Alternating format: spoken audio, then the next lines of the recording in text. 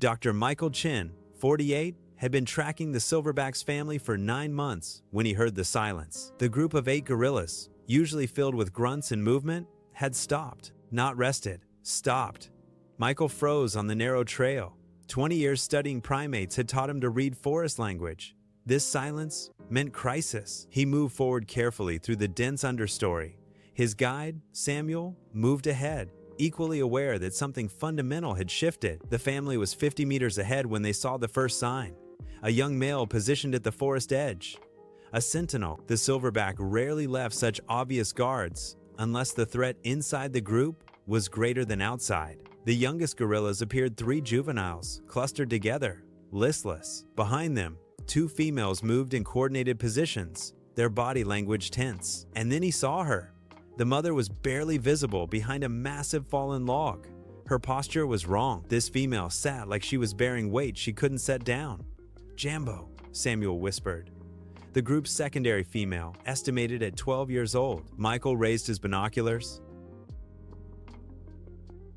Jambo's infant was pressed against her chest, but limp. The baby's dark eyes were half open but unseeing. Its chest rose and fell in shallow breaths. Michael could see the dehydration bones, too prominent beneath dark fur.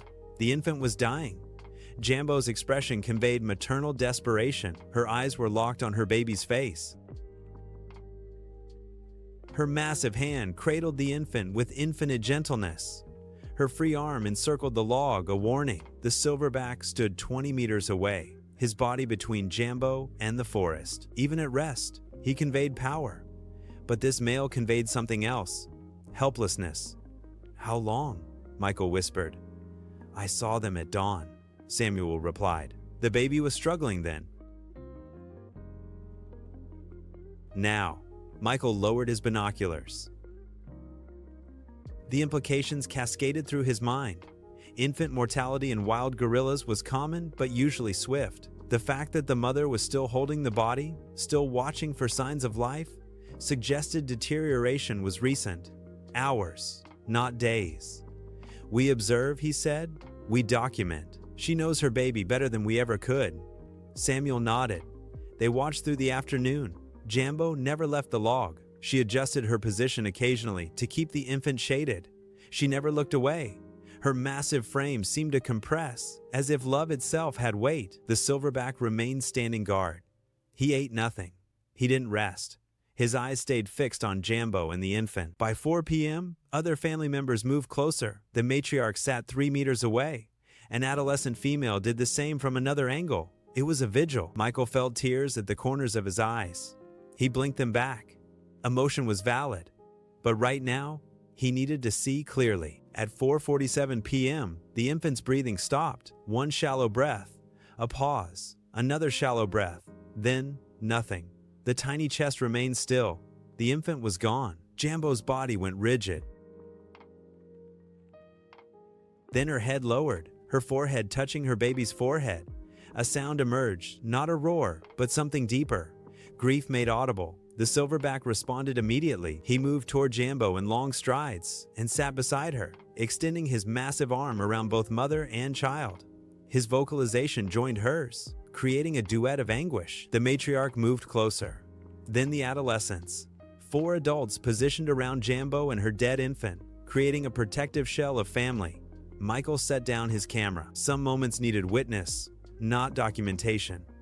Samuel was openly crying, tears streaming down his weathered face. Darkness came complete and absolute. Michael and Samuel remained motionless, guided by sound and occasional movement. Jambo never released her infant. She held the small body through the night, the silverback beside her, occasionally emitting low vocalizations. The matriarch and adolescent females settled nearby, creating a protective perimeter. At 5:47 a.m., Jambo released the infant. She placed the small body on a bed of leaves, her massive hand arranging it with care. She sat beside the body, her hand resting on the infant's chest, a final check. The silverback remained beside her. By 9 a.m., the family's routine reasserted itself. The juveniles were fed. The silverback ate methodically. But Jambo remained with her infant, cleaning the small body with her hands. Her touch was gentle, reverent. By midday, the infant's body stiffened. Decomposition would accelerate. Scavengers would return the small body to the ecosystem. At 2:14 p.m., Jambo stood. Her massive frame trembled slightly. She looked at the infant one final moment, then turned and followed her family deeper into the forest. She did not look back. Michael returned daily for a week. By the third day, the body had begun decomposition. By the fifth day, only scattered remains marked where the infant had lain. The gorilla family continued. They moved through their territory, ate, nested, played. But something had shifted in Jambo. She moved more slowly. Her food intake seemed less enthusiastic. She spent more time at the periphery of the group. Grief was not unique to humans. On the 8th day, Jambo gave birth to a dead fetus. The strain of carrying and protecting the first infant, combined with the trauma of loss, had apparently triggered spontaneous abortion. The forest had taken not one infant, but two. 2 months later, the silverback fathered a new infant with the matriarch. The matriarch carried the pregnancy visibly.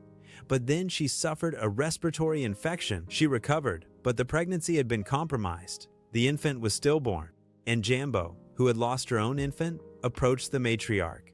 She did not intrude on her grief. She simply sat nearby, her massive body a quiet presence. She did not vocalize. She simply was a witness to loss, a companion in grief. The matriarch, over the following days, slowly released her grief through the simple act of being seen by another mother who understood. Eventually, the matriarch moved away. Jambo followed but did not hover. The family continued. The Bwindi forest does not judge its inhabitants by their ability to protect their young. It does not offer consolation. It simply moves forward, indifferent and absolute. Yet, in that indifference, something remarkable persists.